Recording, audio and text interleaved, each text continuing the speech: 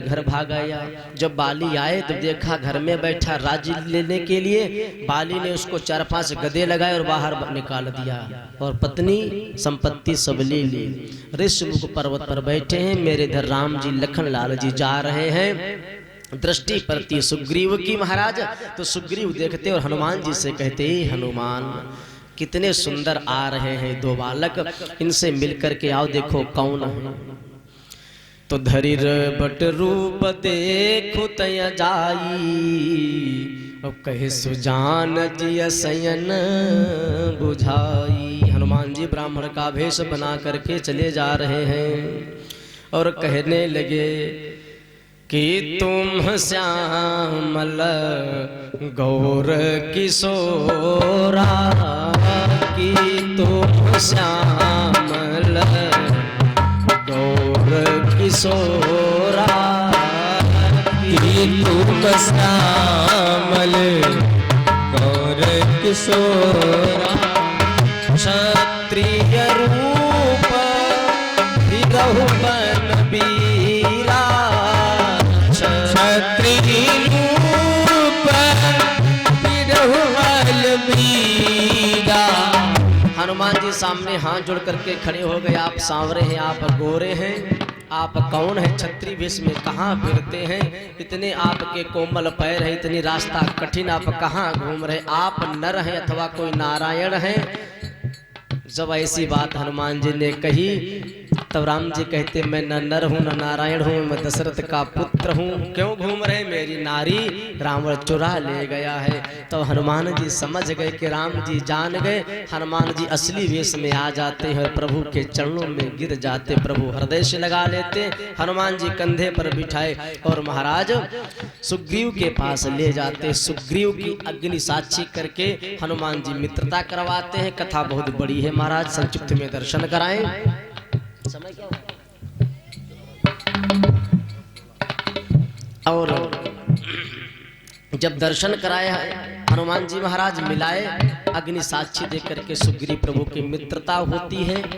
मित्रता हुई सुग्रीव से मेरे प्रभु पूछते हैं, आपको कौन सा दुख है? और दुख के बाद में सुग्रीव अपनी सारी बात बताते हैं कि मुझको भगा दिया है, मेरी संपत्ति ले ली है। मेरे प्रभु कहने लगे, मैं आपकी सहायता करूंगा। सुग्रीव ने कहा, आप सहायता कैसे करेंगे? जो सामने 7 ताड़ के पेड़ खड़ेंगे हैं, जो इनको एक बाण से मार देगा वही बाली पर विजय प्राप्त करेगा। मेरे प्रभु ने दृष्टि डाली, ताड़ के पेड़ गिर गए महाराज। सुग्रीव को भरोसा हो गया कि बाली पर विजय प्रभु प्राप्त कर ले। इधर मेरे प्रभु कहने लगे, अब आप बाली के पास जाओ, युद्ध करने के लिए कहो। मैं वृक्ष के ओट के सामने खड़े होकर के देख रहा। प्रभु मेरे खड़े हो गए। बाली को सुग्रीव ललकारते युद्ध होने लगा। बाली ने सुग्रीव को बहुत मारा। जब महाराज बहुत मारा, सुग्रीव डर करके प्रभु की शरण में आया। प्रभु ने हाथ रखा, उसकी पीड़ा चली गई। माला उतार करके प्रभु ने उसके कंठ में डाल दी। जब कंठ में डाल दी, सुग्रीव फिर आता है बाली से युद्ध करने। बाली से युद्ध प्रारंभ हो गया। इस बार मेरे प्रभु खड़े देख रहे। बाली जब सुग्रीव को मारता है, मेरे प्रभु एक बाण का संधान करते उसके हृदय में लगता है और बाली महाराज गिर जाता है। क्यों? क्योंकि बाली के पास बहुत शक्ति थी।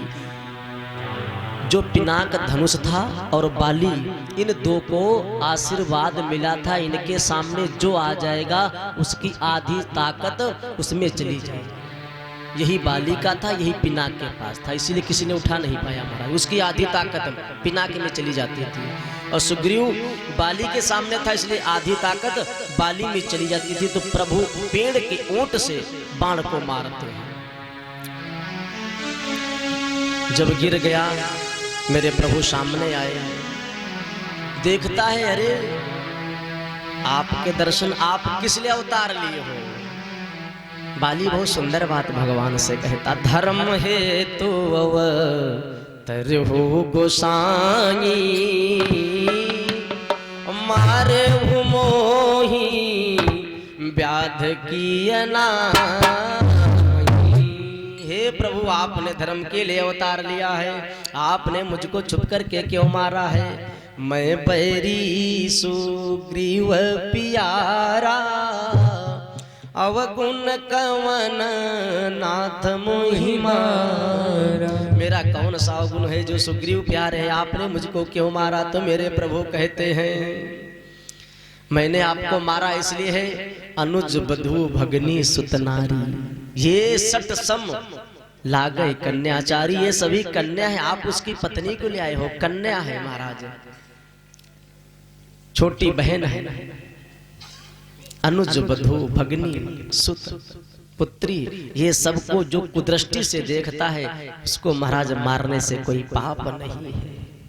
फिर कहता है बाली, प्रभु आपने मारा तो ठीक किया। तो मेरे राम जी ने सोचा बाली से कह दे कि आप जीवित रहना चाहते हो, तो बहुत अच्छी बात। बाली कहता, जन्म जन्म मुनि यत्न कराई, जन्म जन्म मुनि यत्न कराई, जन्म जन्म मुनि यत्न कराई, जन्म जन्म मुनि यत्न कराई, अंतराम कही आवत नाही, राम कहूँ आवत नाही, राम कही आवत नाही।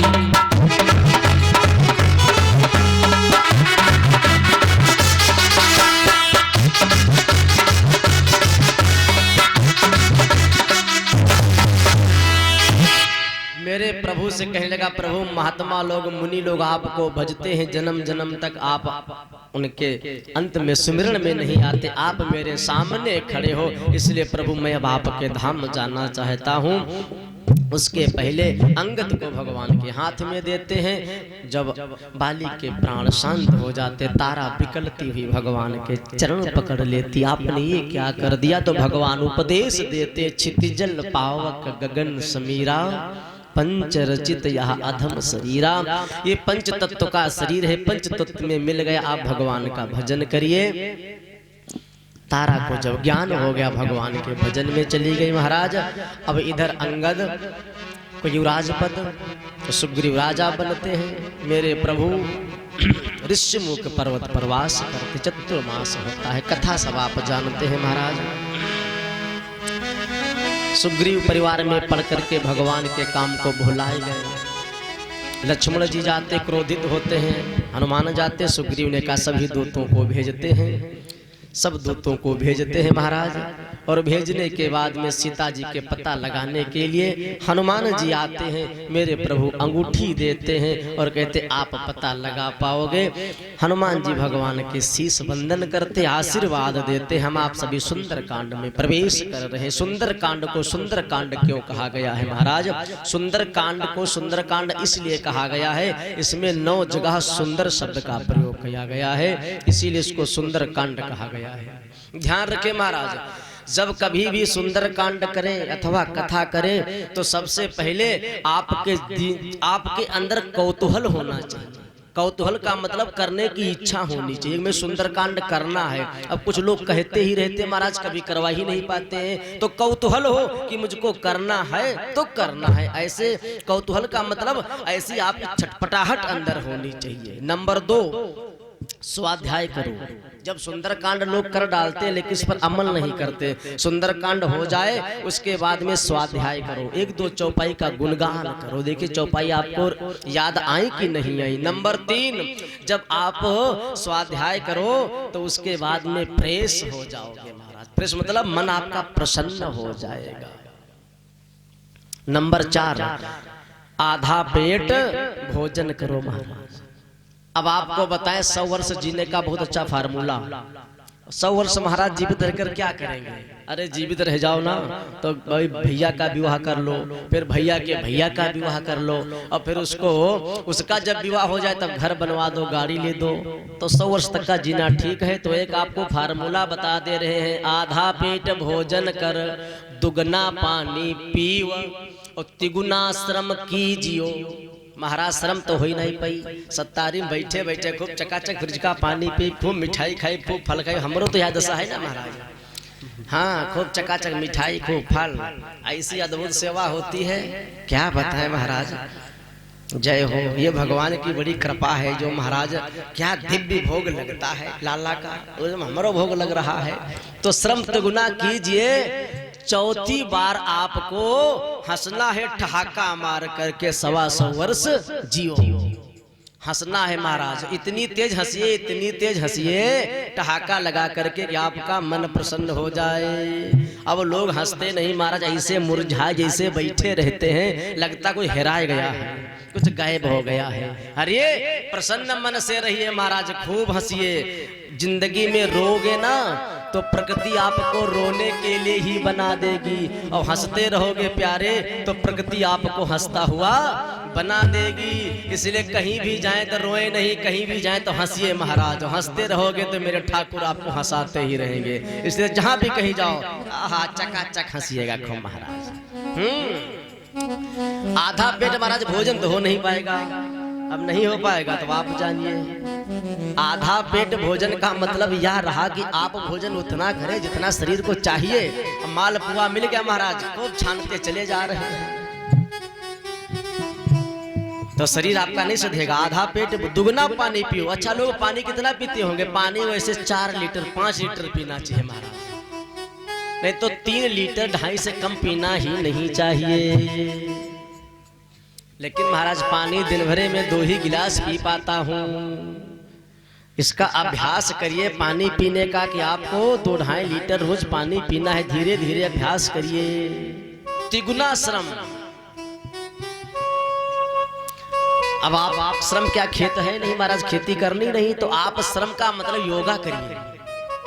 जो बाबा रामदेव जी योगा बताते हैं उस योगे को आप करिए, श्रम करिए, पसीना आने के लिए आपके शरीर से प्राणायाम करिए, श्रम तिगुना करिए। और चौथी बार जब बैठे आप तक खूब चकाचक परिवार के समेत हंसिए। और ध्यान रखिए, आप जब हंसे तो बच्चे को, पत्नी को, सबको साथ में लेकर के भोजन करें। महाराज हंसिए, देखे क्या आपके जीवन में, परिवार में अद्भुत आनंद आएगा। अब बेटा कमरे में, हाँ अभी हम पिछली बार कथा थी कपूरथला, लखनऊ के पास है महानगर में, तो वहां आपको क्या बताया, 2 मंजिल का मकान था। तो अब एक नीचे माता पिता और ऊपर उनके बेटा और बेटी ऊपर कमरे में रहते महाराज। तो क्या हम बताएं, हम जिस दिन हवन किए उस दिन हमको बुलाना पड़ा कि भैया आपके जो बच्चे उनको लेकर के 5 आहुतियां डाल दे। तो ऐसे वो खड़े महाराज, ऐसे लगा पकड़ के कोई मूर्ति खड़ी है। अब उनको ये बताना पड़ रहा कि 5 आहुति आप छोड़िए ना, आप परिवार में संस्कार सिखाओ। संस्कार बहुत जरूरी, बेटे को साथ में खिलाओ और महाराज उसको एकांत में समझाओ, बताओ। नहीं तो महाराज 4 सुख बताए गए हैं। प्रथम सुख निरोगी काया, दूसर सुख घर में हो माया, तीसर सुख सुलक्षणा नारी, चौथा सुख सुत आज्ञाकारी। यदि पुत्र आज्ञाकारी नहीं है महाराज तो बहुत बड़ा अपराध है, बहुत बड़ा कष्ट है। यदि शरीर आपका रोगी है तो भी बहुत बड़ा दुख है, और शरीर निरोगी है, शरीर माध्यम खलु धर्म साधनम, शरीर आपका ठीक है तो सब कुछ ठीक है। प्रथम सुख निरोगी काया, शरीर चकाचक होना चाहिए, कोई बीमारी नहीं, कोई परेशानी, कोई टेंशन नहीं, कोई परेशानी आने के मत देखिएगा महाराज। ध्यान रखिए, दुनिया है, दुनिया में परेशानी तो आती है, हमारे भी आती, आपके भी आती, लेकिन परेशान ना होइएगा, हंसते रहिएगा, धैर्य रखिएगा। आपसे निवेदन किए थे ना, 3 व्रत होते हैं, सत्य व्रत, मौन व्रत, धैर्य व्रत। विपत्ति आई है चली जाएगी, लेकिन धैर्य रखिए, प्रसन्न रहिए महाराज। स्थिति चाहे जैसी हो, मन की स्थिति भगवान शंकर जैसी होनी चाहिए, चाहे जो हो जाए, बाबा आनंद रहता है अपना। हाँ, तो आपसे निवेदन कर रहे थे, प्रथम सुख निरोगी काया, दूसरा सुख घर में माया, संपत्ति होना चाहिए महाराज। लेकिन संपत्ति कैसी होनी चाहिए? लक्ष्मी के महाराज कई आसन हैं। यदि कमल पर आएगी तो आपका जीवन खिल जाएगा, यदि उल्लू पर आ गई तो आपको उल्टा कर देगी। उल्लू की तरह, चमगादड़ की तरह महाराज उल्टा ही करते रहोगे, कल्याण होने वाला नहीं है। इसलिए लक्ष्मी के महाराज हाथी पर भी आसन है, उल्लू का आसन है, कमल का आसन है। आसन पर भी मेरी लक्ष्मी जी बैठती है। कैसा आसन होना चाहिए? इसलिए ध्यान रखिए, लक्ष्मी जो आए आपके सत्कर्म से आए, आपके विवेक से आए, फिर आपको उसका लाभ मिलेगा। वो लक्ष्मी टिकेगी, लक्ष्मी रहेगी महाराज। और लक्ष्मी ज्यादा अधिक आ जाए, उसका दशांश किसी तीर्थ में दान कर दीजिए महाराज।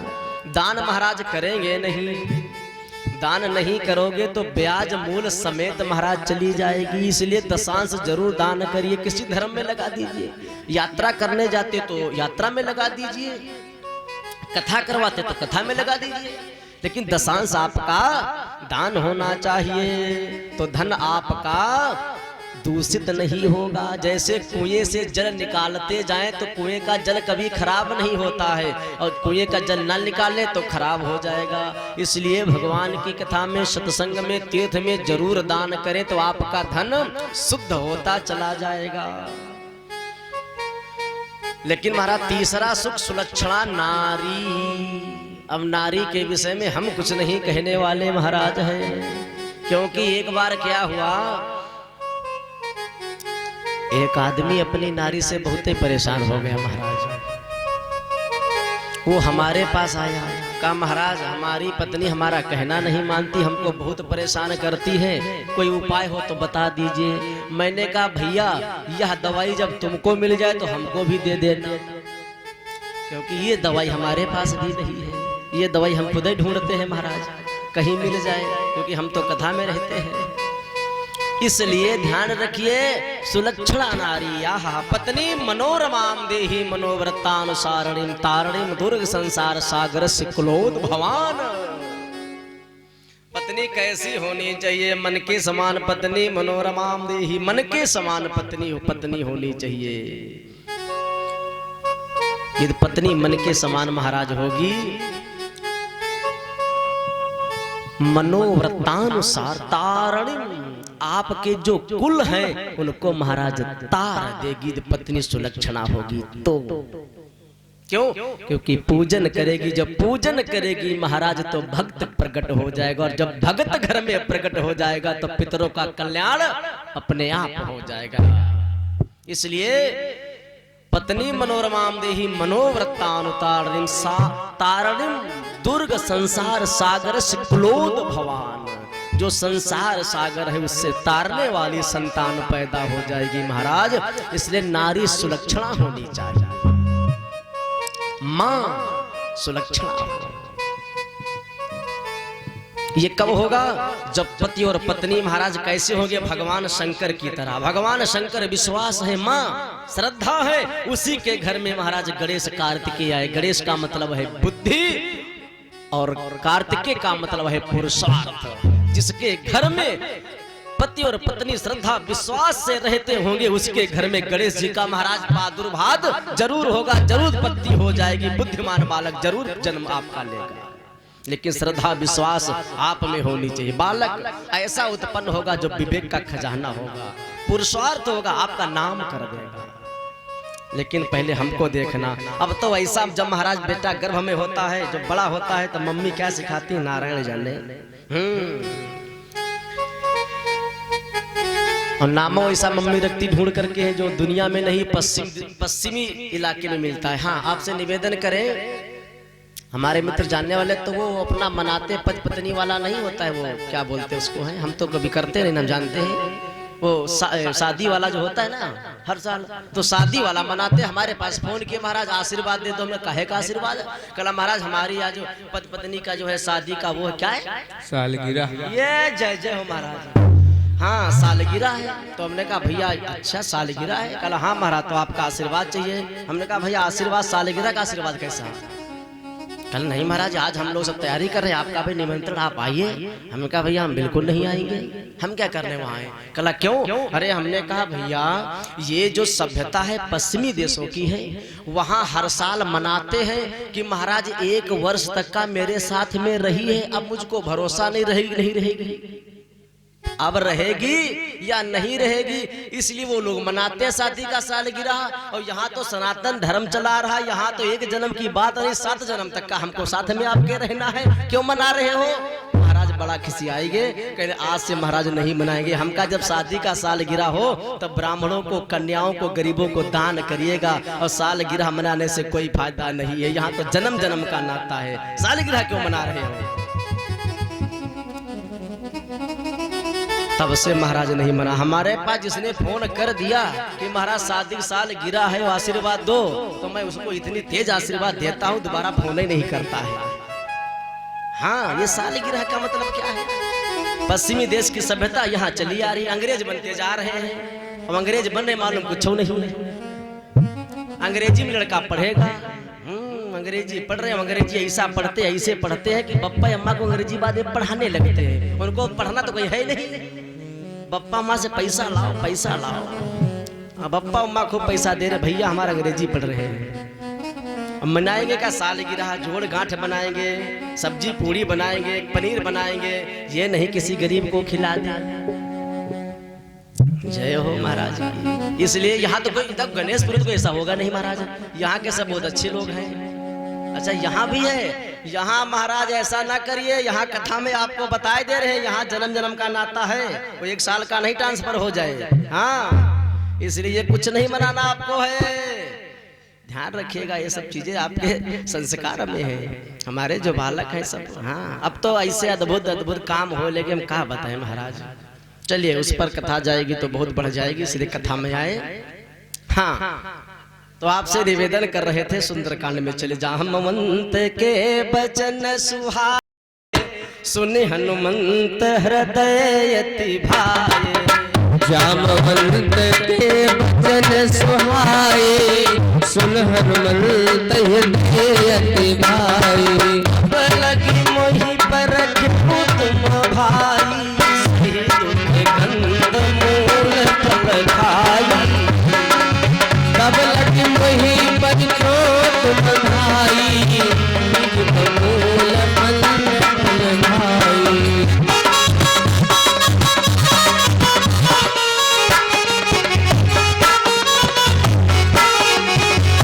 सुंदरकांड किसी किसी घर में होता है।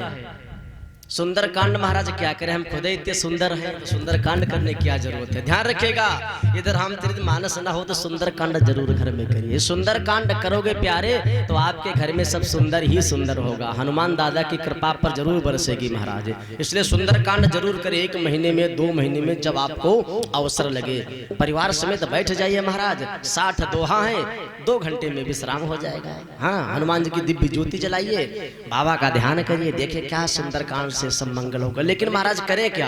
अच्छा, अब लोग ऐसा करकट देखते हैं, अब बैठ जाएंगे तो टीवी में 5 घंटा हो जाए। महाराज बहुत ही अच्छा चल रहा है, छक्का मार दिया, कूद अपना पड़े, छक्का वो मार रहा वहां पे, यहाँ कूद पड़ते हैं। तेरी, अरे छक्का वो मार रहे, पैसा वो जीत रहे, तुम काहे कूदे जा रहे हो भाई? तुमको तो यहाँ कोई फायदा होने वाला नहीं। अब कहीं विकेट गिर गया, ऐसा मुंह उठा के बैठ के लग रहा है कुछ का हिराया गया है। हाँ, हम तो महाराज, हमसे लोग कहते हैं महाराज देखो, हमका भैया हमारी समझे में, हम देखें क्या इसमें, वो मार रहे हो कूद रहे तो उनका काम है, अपन करने दीजिए। लेकिन सुंदरकांड में बैठा दो तो मन नहीं करेगा महाराज। हमन में बैठाओ तो महाराज कमर पिरा रही, 5 छोड़ देंगे बस घर जा रहे हैं, फिर लंबाए मार, फिर नहीं कुछ करना है। हवन में कहो तो बैठ नहीं पाएंगे, करकट में लगा दो तो बताओ कहाँ महाराज चले जाए। नहीं, ऐसा नहीं होना चाहिए। सुंदरकांड करिए। हम मेरे प्रभु जी हनुमान जी को मुद्रिका देते हैं महाराज, सभी लोग जाते हैं। तो अब कहते हैं कौन समुद्र को नागे 100 योजन का समुद्र है, तो मेरे हनुमान, हनुमान का अर्थ आपको बताने जा रहे हैं। हनुमान किसे कहते हैं महाराज? हनुमान, हा का अर्थ होता है जो सभी के बातों में हाँ कर दे। हनुमान में 4 शब्द हैं। हा का अर्थ है जो सभी की बातों में हाँ कर दे। ध्यान से सुन रहे हैं महाराज की नहीं? हाँ, गणेशपुर वाले वैसो ध्यान से सुनते हैं महाराज। हनु, जो महाराज हमेशा नम्र रहे। नु का मतलब है जो नम्र रहे। हनुमान, माँ का अर्थ है जो सभी का मान करे। 4 शब्द हैं हनुमान जी में, क्या अद्भुत बात है। समझ गए? हा माने क्या बताएं?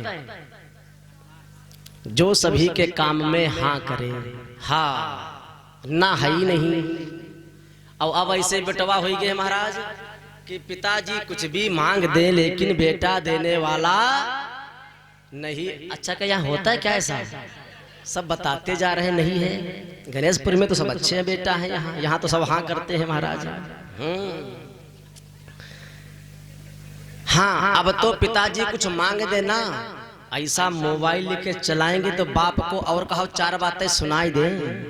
मानने की तो बात क्या है। लेकिन हनुमान जी मेरे कैसे हैं? भगवान के दास।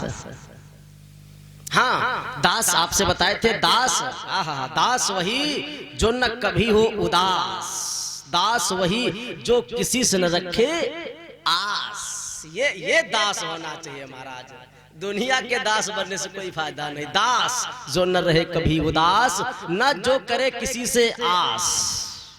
नंबर 3, वही है दास जो न किसी से करे मारे स्पर्धा, माने बराबरी। मैं जो कर सकता हूँ आप क्या कर सकते हो, ये दास के लक्षण नहीं हो सकते हैं। और दास वही है जो महाराज जिसकी बुद्धि सम्यक है, जिसकी बुद्धि हर जगह पर सही लग जाए, वही दास है। मेरे हनुमान जी राम जी के दास हैं, तो सदा रहो रघुपति के दासा। अब ध्यान रखिएगा आप। देखिए, हम आप तो दास बन नहीं सकते हैं महाराज, क्योंकि हनुमान जी ने बहुत तपस्या की, बहुत त्याग किया है, तब दास बने हैं। लेकिन उनका अनुकरण तो कर ही सकते हैं महाराज हनुमान जी का। तो निवेदन कर दे माँ मान, हाँ हनु नम्र रहे, माँ माने सभी का मान रखे। हनुमान ना का फिर अर्थ आ गया। अब ध्यान रखिएगा, हनुमान में 4 शब्द है महाराज। जो सभी से नम्रता बनाए रखे, सभी से विनम्र बने रहे, वही मेरे हनुमान। ऐसे हनुमान जी है। अब बैठे हैं, कथा बहुत बड़ी है महाराज, कैसे पूर्ण होगी आज। अब आप सब जानते हैं सीधा लंका ही ले चले। अब बैठे सभी लोग विचार करते, जामुन ने कहा मैं जा सकता हूँ, वापस नहीं आऊंगा। कारण माँ है मंदोदरी। एक कथा इसके पीछे, माँ कैसे है, समय होगा तब बताएंगे महाराज। मंदोदरी माँ है इसलिए आने नहीं देगी, पहला कारण। 2-3 कारण है। चलिए खैर, जामुन जी कहने लगे हनुमान जी आप पवन तनय बल पवन समाना, का चुप साधि रहो बलवाना। हनुमान जी ने जब सुना कि मेरे बल की सराहना कर रहे अतुलित बलधामम हेम शैला भदे हम, हनुमान जी महाराज जब सुनते हैं और सुनते ही महाराज हनुमान जी पर्वत के समान हो जाते हैं। तो कहले क्या करें?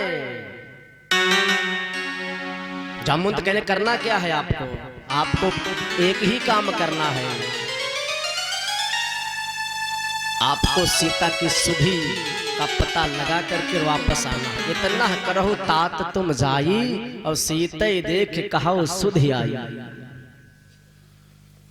हनुमान जी महाराज चले जाते हैं। अब आप हम सभी सुंदरकांड के माध्यम से चल रहे हैं। जब हनुमान जी महाराज चल देते हैं अंगूठी लेकर के, जय श्री राम के, समुद्र को लांघना है। अब समुद्र में कितने लोग मिल रहे हैं। हनुमान जी जिस पर पैर रख देते हैं महाराज, प्रभु के प्रताप से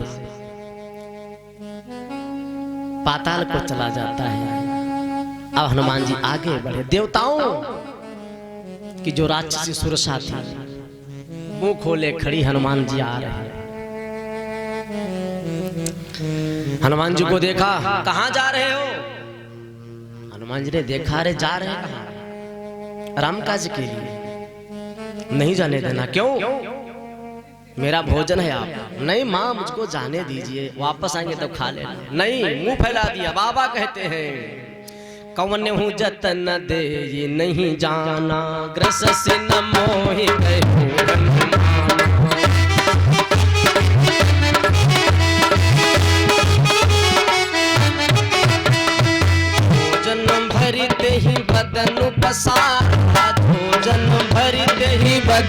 पसारा, पितन कीन दुगुन विस्तारा, पितन कीन दुगुन विस्तारा।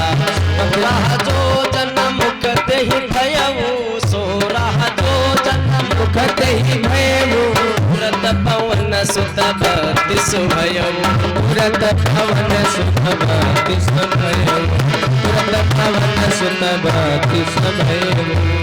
जस सुर साह बदन बढ़ावा, जस जस सुर सा बदन बढ़ावा, आसु तून कपि रूप दिखावा, आसु रूप दिखावा, आसु कपि रूप दिखावा। महाराज वो मुंह फैलाने लगी, जोजन भर का महाराज, जोजन भरते ही बदन पसारा।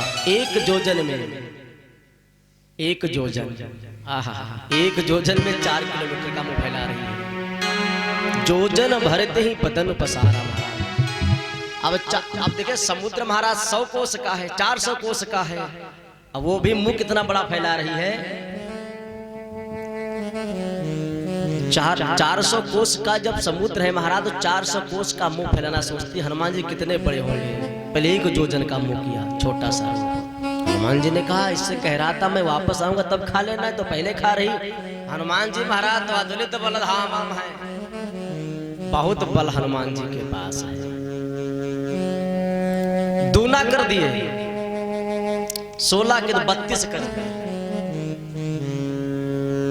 तो 7 जोजन जब 400 महाराज, 7 जोजन 100 कोस का महाराज।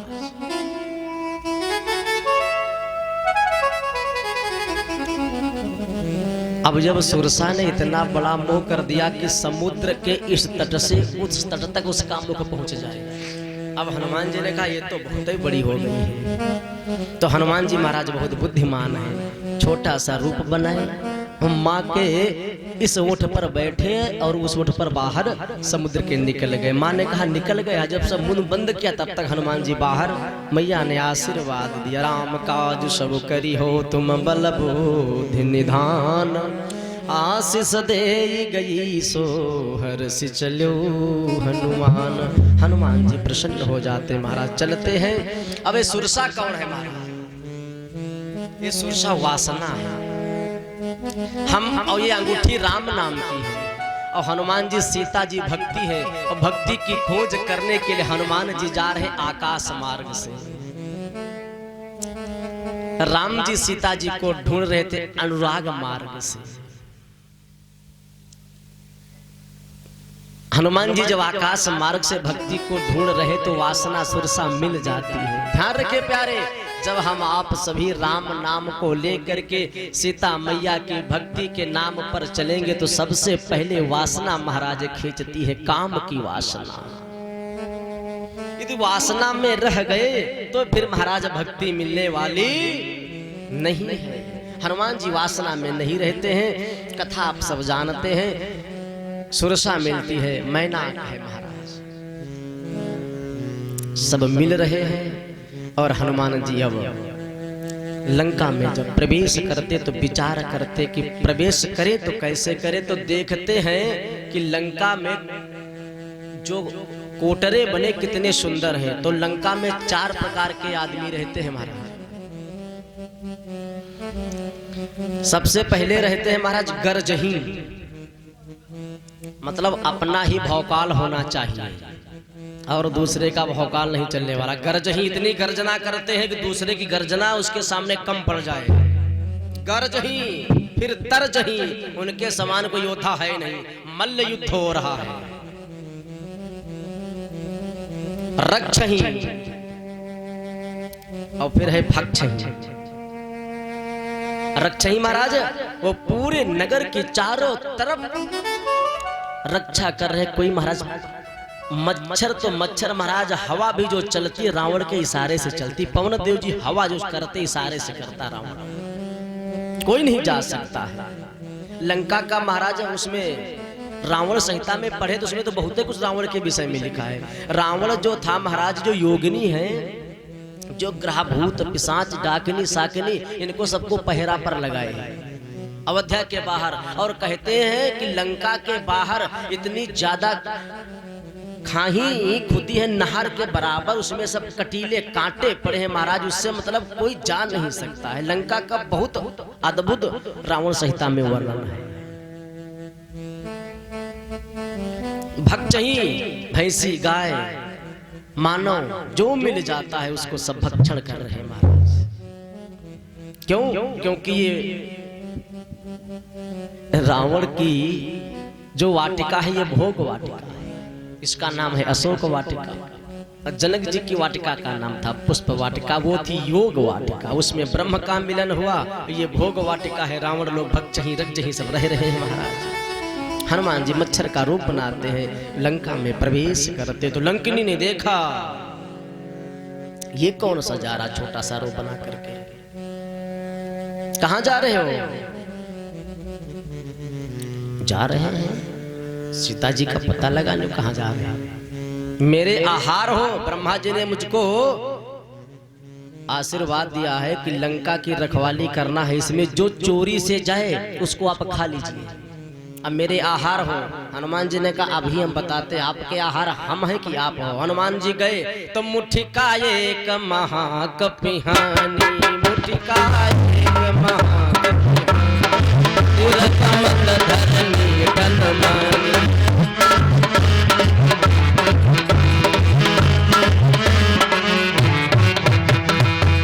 एक मुष्टिका हनुमान जी ने बहुत देर से घूसा मार दिया महाराज। घूसा लगते खून की उल्टी हो गई, विकल होकर के बैठ गई, हाथ जोड़ने लगी। हनुमान जी ने कहा समझ गई अभी आपको अंत कर दूं। हाथ जोड़ने लगी, कहने लगी ब्रह्मा जी ने आशीर्वाद दिया था जब बानर लंका में आए मुष्टिका मारे विकल हो जाना, तब समझ जाना कि अब लंका का विनाश ये राम जी का दूत है। राम जी से कहने लगी हम आप राम जी भगवान के भगत हैं, कुछ सत्संग दीजिए, कुछ ज्ञान दीजिए। देखिएगा एक संत थे, एक आदमी महाराज बहुत ही दुष्ट था, वो भगवान का नाम लेते ही नहीं था।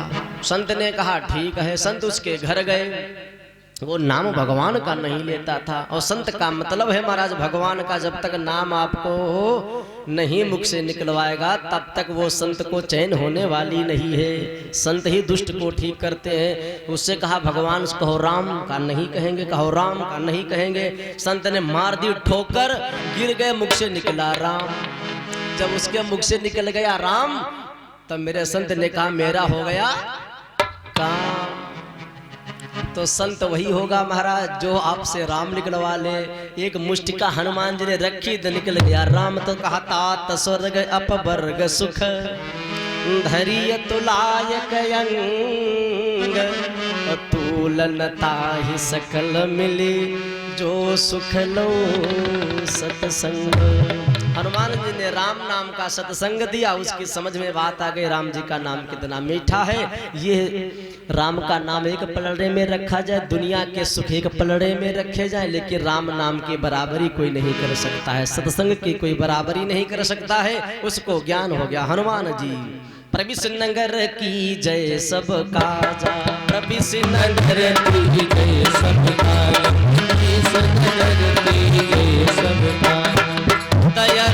की कौशलपुर राजा, की कौशलपुर राजा, की कौशलपुर राजा। हनुमान जी से कहा महाराज आप प्रवेश करिए, कोई आपको रोकने वाला नहीं है। हम राम नाम में लगे। हनुमान जी ने कहा राम ही राम करना जब तक वापस आए।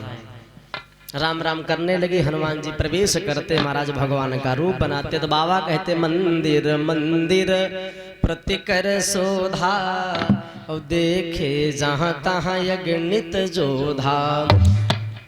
कथा यह कहती है महाराज, शास्त्र यह कहता है कि लंका में मंदिर तो कहीं थे नहीं, लेकिन संत जहाँ पर जाते वहाँ पर मंदिर बन जाता है महाराज। इसलिए हनुमान जी जहाँ जहाँ जाते वहाँ मंदिर बन जाता है, लेकिन सीता जी का कहीं पता नहीं लग रहा है महाराज। तो हनुमान जी चलते जा रहे हैं सायंकाल के समय। तो भवन एक पुण्य दीख सुहावा, भवन एक पुण्य सुहावा, भवन एक पुण्य दीख सुहावा, हरि मंदिर तहाँ भिन्न बनावा, हरि मंदिर तहाँ भिन्न बनावा, हरि मंदिर तहाँ भिन्न बनावा। एक सुंदर सा भवन दिखाई दिया जिसमें लिखा है राम राम। राम जी के चिन्ह लिखे, तुलसी मैया हैं। अब लंका में वो मंदिर कैसे है? मंदिर तो वहां होना नहीं चाहिए, लेकिन वो मंदिर है महाराज वहां पे। इसके पीछे कथा है, क्योंकि लंका में कोई मंदिर थे ही नहीं और विभीषण जी भगवान के भगत हैं, विभीषण जी के लिए मंदिर है। तो कथा यह कहती है, कथा तो महाराज वैसे अपार है, समय बहुत कम है। एक बार रावण घूम रहा था इधर उधर, हनुमान जी भी दर्शन कराएंगे। जब हनुमान जी जाते हैं तो चल्यो पवन सुत विदा कराई।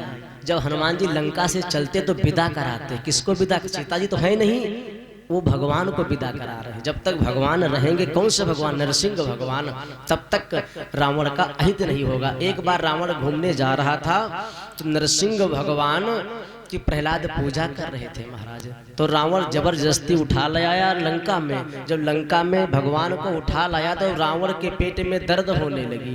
तो ब्राह्मण से बुलाए, विद्वान था, विचार किया दर्द हो रही, कहा इनको लाए हो, इनको वापस करके आओ, अन्यथा इनकी पूजा करिए। तो रावण ने कहा यहाँ कोई पूजा करने वाला तो है नहीं। तो कहा विभीषण भैया हैं, उनसे पूजा करवाओ। तो लंका में वही मंदिर बनवाए और वहीं भगवान को स्थापित किए। उसी के पुजारी है विभीषण भैया।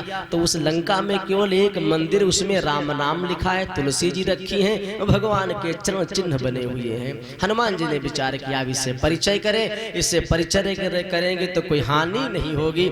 हनुमान जी प्रसन्न हो जाते हैं और ब्राह्मण के रूप में वचन सुनाते हैं, राम राम राम ऐसा कहते हैं हनुमान जी।